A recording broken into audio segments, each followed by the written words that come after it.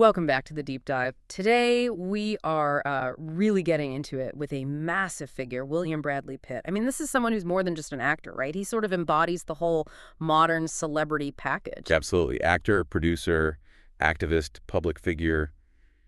He's the definition of a multi-hyphenate. Mm. And when you look at the sheer volume of sources, biographical stuff, career data, it's huge. Mm. Our goal today is really to, sift through all that. Find the surprising bits, the overlooked things. Yeah, exactly. Cut through the noise, the gossip, and figure out what really made his career tick over these, 3 decades plus. And the scale is just, it's hard to wrap your head around sometimes. It really is. I mean, the films he's been in have grossed, what is it now, over $9.3 billion worldwide? That's staggering. But it's not just the money, is it? He was initially seen as, well, a sex symbol. Right. But the awards tell a different story about his depth. 2 Academy Awards, 1 for acting, 1 producing, 2 Golden Globes, even 2 Primetime Emmys. That shows real creative staying power. Plus, you can't ignore the People's Sexiest Man Alive thing. Twice. 1995 and 2000. It's part of the package, sure. But think about the journey.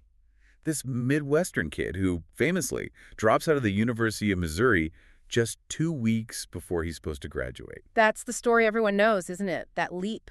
Yeah, and it's kind of key to understanding him, I think. That willingness to ditch the safe path because, as he put it, films weren't made in Missouri.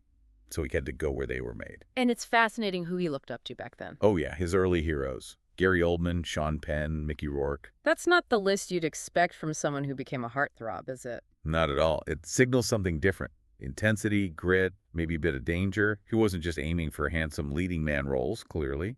That desire for challenging stuff was baked in early. Okay, so let's lay the groundwork. William Bradley Pitt, born in Shawnee, Oklahoma, 1963. But he grew up in Springfield, Missouri. Right. The sources call it Mark Twain country, Jesse James country. Gives it a certain flavor, doesn't it? It does. And the family setup sounds pretty solid, pretty middle American. His dad, William Alvin Pitt, owned a trucking company. His mom, Jane Etta, was the school counselor. And he had younger siblings, Doug and Julie Neal. And it was a structured upbringing in other ways, too. Raised Southern Baptist, conservative Christian household. That context is really important for understanding his later path. How so? Well, the sources are clear about his later journey away from that. He sort of bounced between agnosticism and atheism for a while, before eventually kind of finding his own sense of spirituality later on. So moving from that inherited structure towards something more personal, more questioning. Exactly. Yeah. And you see that questioning, that restlessness, pop up again and again in his choices, both in his career and personal life. A real deep curiosity seems to drive him. You could even see hints of it in high school, maybe, at Kickapoo High. Yeah, I mean, look at his activities. He wasn't just doing sports golf, swimming, tennis, which he did, but he was also in Key Club, forensics, competitive speaking, and musicals. So the performance bug was there early, even if acting wasn't the obvious path yet. Definitely. Which leads us to that famous decision at the University of Missouri. He started there in '82, majoring in journalism, focused on advertising. Sensible choice, practical, probably made his parents happy. You'd think so. But it wasn't enough for him. He loved movies. He called them a portal into different worlds. It wasn't just entertainment. It was something deeper. And he realized, well, you don't make movies in Missouri. Pretty much. So 2 weeks before getting his degree, he just left. Packed up, headed for L.A. It's that classic Hollywood gamble. Abandoning the sure thing for the long shot must have seemed crazy to people back home. Oh, I bet. It's the kind of move that ends in tears or, creates Brad Pitt. So he gets to L.A., starts taking acting lessons, studied with Roy London, a really respected coach. And then the grind begins. Yep. Odd jobs, trying to get noticed.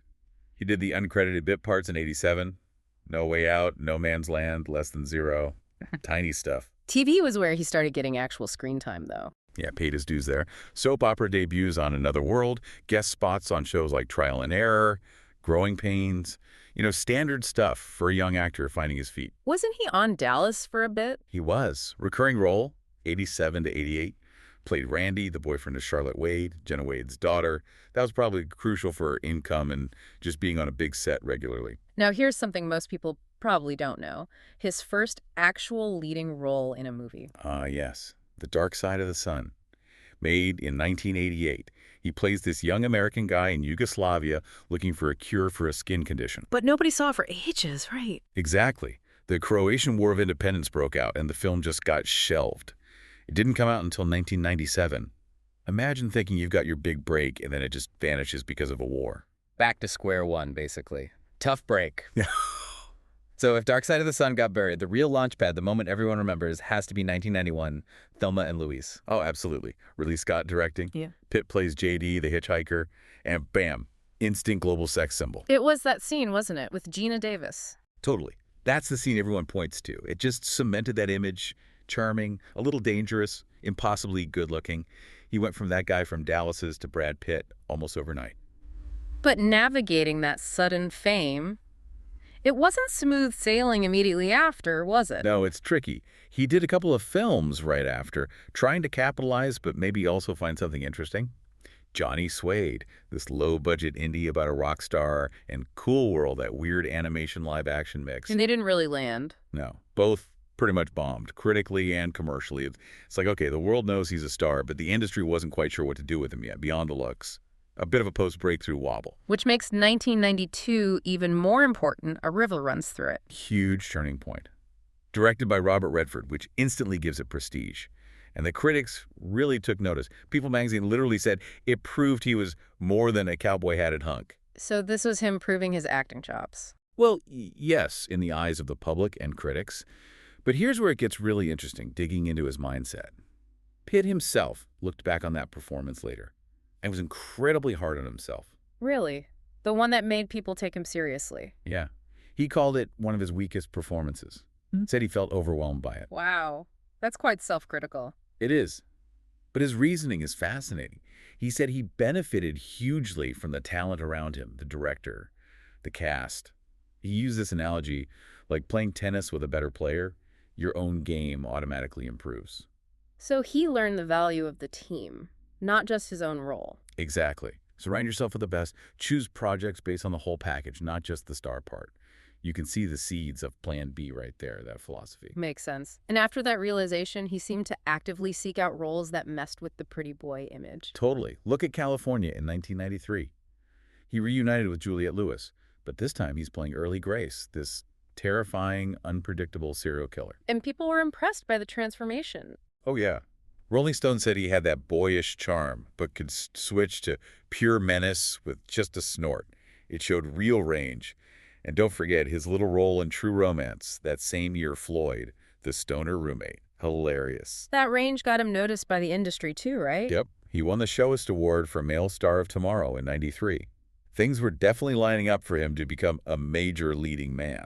But even then, there were bumps. Like Interview with the Vampire in '94, huge film, massive cast crews, Dunst, Banderas. Right, but his performance as Louis didn't get great reviews.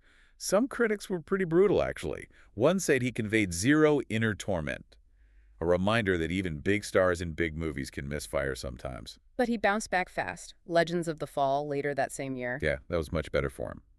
Got his first Golden Globe nomination for Best Actor. The film itself got mixed reviews, but his performance as Tristan Ludlow was widely praised. It really solidified him as a proper leading man. And then 1995 feels like the year it all clicked into place, critically and commercially. Definitely. He went after the role in David Fincher's Seven, playing the detective opposite Morgan Freeman. He specifically said he wanted it to get away from the pretty boy thing, to play someone flawed. He actively chose darkness. And it worked. Big time. Critics liked him in it. Variety called his work determined, energetic, creditable. And the movie was huge, over $320 million worldwide. He was now bankable and respected. But the real peak of that mid-90s run, for me, has to be 12 Monkeys. Terry Gilliam, playing Jeffrey Goins, that totally unhinged anarchist character. Manic is the word. It was such a go-for-broke performance, and it paid off. Yeah. Won the Golden Globe, got his first Oscar nomination, Best Supporting Actor. You just couldn't ignore him in that role. No way. Critics talked about his startlingly frenzied performance, his weird magnetism. That was the moment, I think, where the box office appeal from Thelma and Louise finally merged completely, with the serious critical respect he'd been building towards. He wasn't just a movie star, he was a serious actor. So, he's established as this serious star. The next big evolution is moving into that power broker role. And that really comes down to Plan B Entertainment. Which he co-founded in 2001, right? With Jennifer Aniston and Brad Gray. That's the one. And Plan B is, well, it's more than just a shingle. It became his way to really control his creative destiny and maybe more importantly to champion the kinds of films that maybe wouldn't get made otherwise. Difficult films, riskier material. Exactly. Think about it. The Big Short, a complex film about the financial crisis. War Machine, a tricky war satire.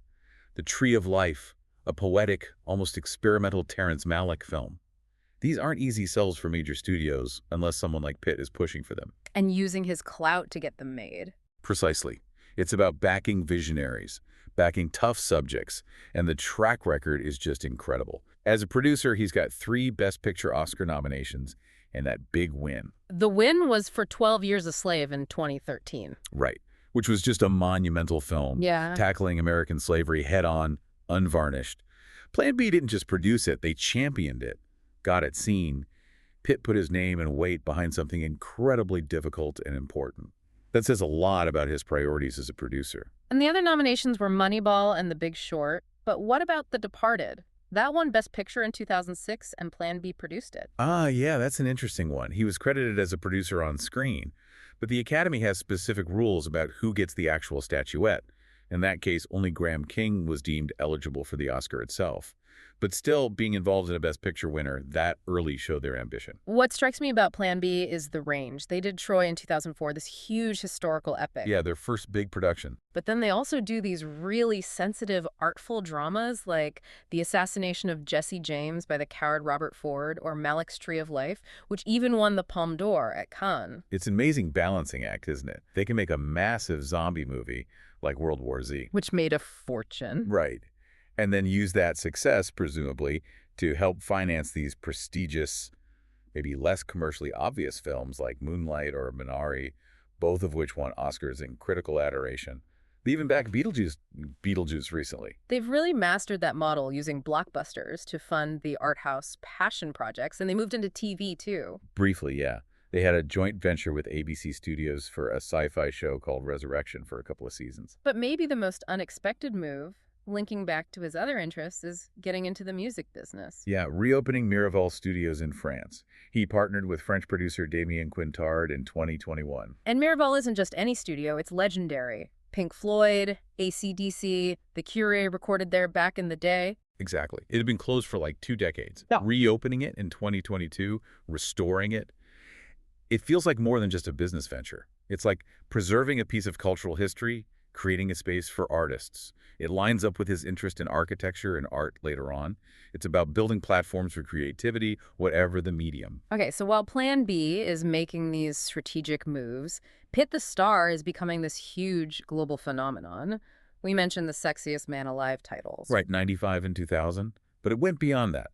He was consistently on the Forbes Celebrity 100 list in the mid-2000s. He wasn't just famous, he was powerful. Time magazine put him on their 100 most influential people list twice, 2007 and 2009. And the write-up for that was interesting. It wasn't just about his acting. It specifically mentioned him using his fame to get people to look to where cameras don't usually catch. So connecting his stardom directly to his activism and humanitarian work. And commercially, he was gold. That Heineken ad during the Super Bowl in '05. Directed by David Fincher, no less. High-end stuff. Plus, deals with Acura, SoftBank in Japan, Edwin Jeans. His image sold products globally. Which inevitably leads us into the territory of his personal life and the intense media focus. We have to tread carefully here, stick to what the sources report, impartially. Absolutely. Looking back at his early relationships in the late 80s, early 90s, the sources mention involvements with co-stars like Shalane McCall, Robin Givens, Jill Skolin, Gina Davis, Juliette Lewis. And the sources do explicitly note the age differences in some cases, McCall being 15, Lewis 17 when they dated him. Right. Then, after other high-profile relationships, like his engagement to Gwyneth Paltrow, came his marriage to Jennifer Aniston.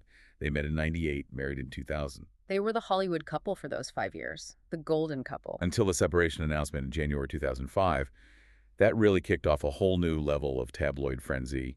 The divorce was final by October. Though it's worth adding, Pitt said later, I think in 2009, that they stayed in touch, said they check in with each other, remained big parts of each other's lives. Right.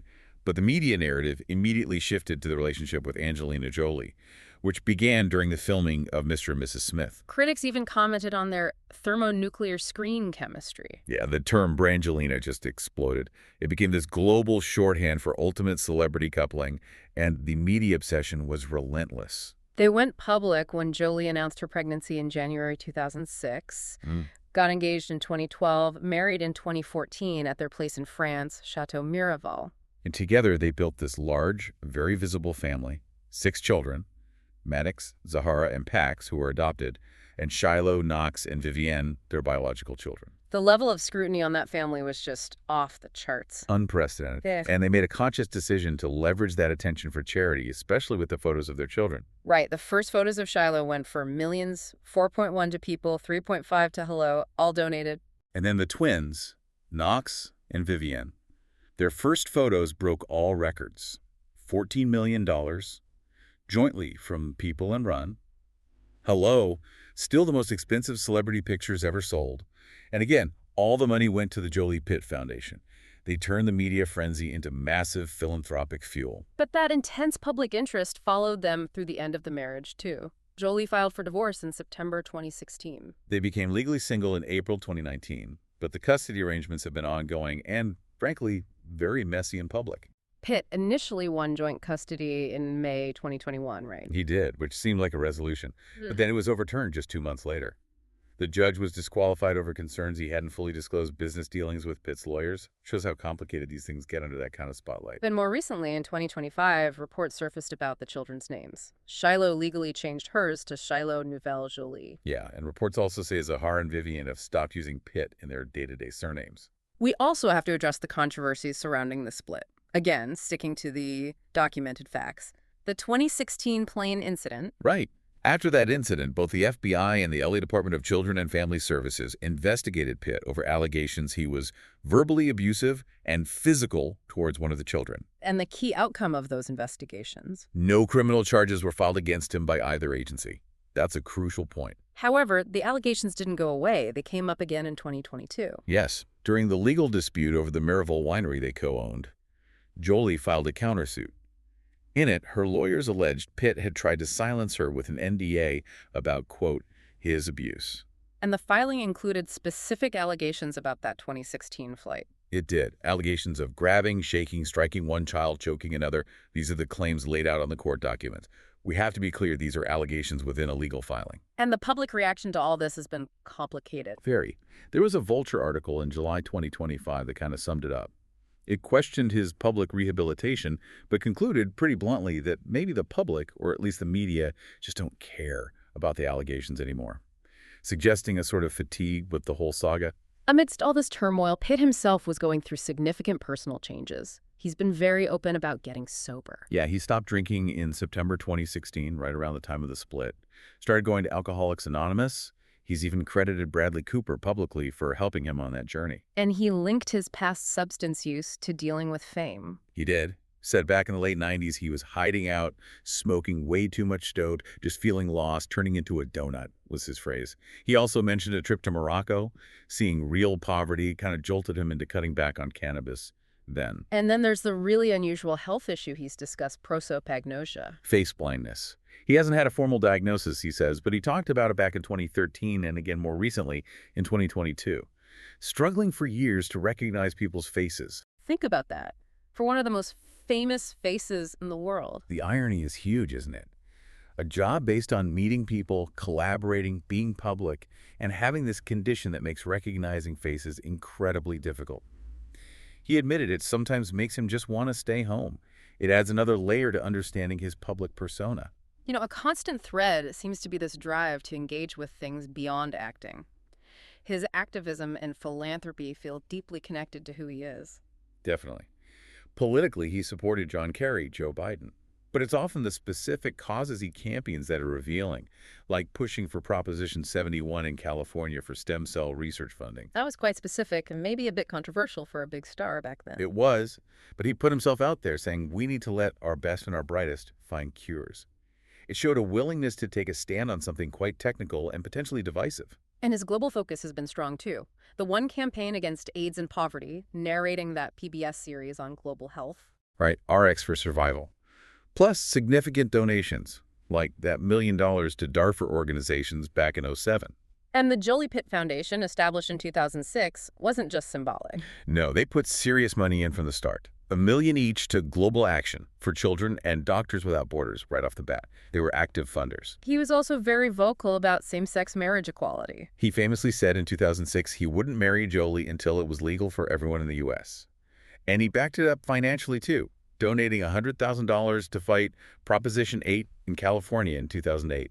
What's maybe more surprising to people is his deep interest in architecture. It wasn't just a casual hobby. Not at all. The sources say he actually spent time studying computer-aided design CAD at Frank Gehry's office in L.A. That's serious commitment. Trying to understand it technically, not just aesthetically. Exactly. He narrated that PBS series E2 Design about sustainable architecture, even co-wrote a book about a specific historic house, the Blacker House, way back in 2000. This passion directly led to one of his biggest non-film projects. The Make It Right Foundation in New Orleans. Yeah, founded in 2006 after Hurricane Katrina. The goal was huge. Build 150 sustainable, affordable homes in the devastated Ninth Ward. And it was a serious architectural undertaking. Absolutely. Involved 13 different architectural firms. Pitt put in $5 million of his own money, which was matched by Steve Bing. It got recognized by the U.S. Green Building Council. It was a major effort focused on practical, sustainable rebuilding. And his creative outlets keep expanding, especially more recently. It seems tied into his sobriety journey, too, finding new forms of expression. Like visual art. He got really into pottery, started making sculptures. And this wasn't just a private hobby either. No. In 2022, 9 of his sculptures were actually exhibited in a major art museum in Finland, the Sarah Hilden Art Museum, alongside works by Nick Cave, the musician, and Thomas Halsego, a well-known artist. From movie star to exhibiting a sculptor, that's quite an arc. It really is. Shows that continuous evolution, that search for mastery in different fields. Okay, let's bring it back to the acting career, particularly from the mid-2000s onwards. It feels like his choices became even more strategic. Big blockbusters funding the Plan B work mixed with really selective, collaborative roles. Yeah, even the blockbusters required immense commitment. Playing Achilles in Troy back in 2004 that involved 6 months of sword training. And the irony there. He actually injured his Achilles tendon during production, delayed the whole shoot, life imitating art, or maybe the other way around. That period also had some great collaborations. Byrne, after reading with the Coen brothers in 2008, showed his comedic side again. People loved him in that. And then a total shift to working with Terrence Malick on The Tree of Life in 2011, that deep, spiritual, visually stunning film. And the award nominations kept coming for his acting. The Curious Case of Benjamin Button with Fincher again in 2008. Got him his second Best Actor Oscar nomination. Remember, his first was way back for Legends of the Fall. And then Moneyball in 2011, playing Billy Bean, another Best Actor nom for that one. Right. He was consistently delivering acclaimed performances, and at the same time, proving he could still carry a massive global hit, World War Z in 2013. Which he also produced through Plan B. Exactly. Grossed $540 million worldwide. That was his biggest hit at the time. And think about it. The same period he's delivering that, Plan B is winning Best Picture for 12 Years a Slave. He really perfected running on those two tracks simultaneously. Which leads us to the big one, the acting validation he maybe hadn't quite clinched yet. The Oscar win. Yeah. For Best Supporting Actor, playing Cliff Booth, the stuntman, in Quentin Tarantino's Once Upon a Time in Hollywood in 2019. That felt like the missing piece of the puzzle, didn't it? His first Academy Award specifically for his acting. And he didn't just win the Oscar. He swept everything that year. Golden Globes, BAFTA, SAG Award, Critics' Choice. It was undeniable. It cemented him not just as a producer who acts, but as a truly accomplished actor in his own right, capable of these incredibly nuanced supporting turns that just steal the show. And he didn't stop delivering those kinds of performances at Astra in 2019. Playing Roy McBride, the astronaut. Critics raved about that one too, called it one of his best ever performances, talking about how he weaponizes passivity, really internal, subtle work. He even picked up an Emmy nomination for just a cameo. Playing Dr. Fauci on Saturday Night Live in 2020. Hilarious and spot on, apparently. Got him a guest actor nomination. Shows his cultural reach. So, looking at the most recent years, he's still a major force. Absolutely. Still doing big movies like Bullet Train and the ambitious, maybe divisive Babylon in 2022. But the real monster hit recently was F1, the Formula One movie from 2025. Huge. Reportedly got a $30 million payday for that role, which tells you his star power is still right up there. And the film itself was massive for Apple. Biggest box office hit they've ever had. Nearly $600 million worldwide, beating World War Z. That kind of success gives him enormous leverage for whatever he wants to do next. And he's got Wolves coming up, reteaming with George Clooney. Hashtag tag, tag, tag outro. So when you pull it all together, the $9.3 billion at the box office, the Oscars for acting and producing, the huge commitments like make it, right? The personal stuff he's navigated like sobriety, prosopagnosia. What defines Brad Pitt now? It feels like it's that relentless curiosity, that constant pursuit of creative control. I think that's right. He consistently seems to value the project, the team, the vision, more than just his own ego or stardom. He's used his influence, especially with Plan B, to make challenging, interesting work happen, all while living under this intense public microscope.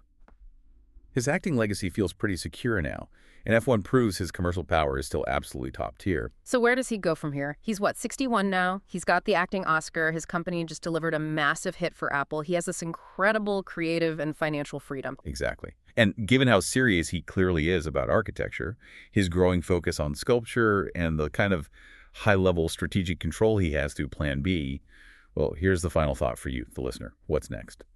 Now that the acting part is arguably conquered, and he has the resources to do pretty much anything, which creative arena does he try to master? Does he finally step behind the camera and direct? Or does he pour that intense focus into his art, trying to take his sculpture from being exhibited to being, globally recognized? He seems driven by mastery. And that drive clearly isn't slowing down. A fascinating place to leave it for a true Hollywood heavyweight. Thanks for joining us on The Deep Dive.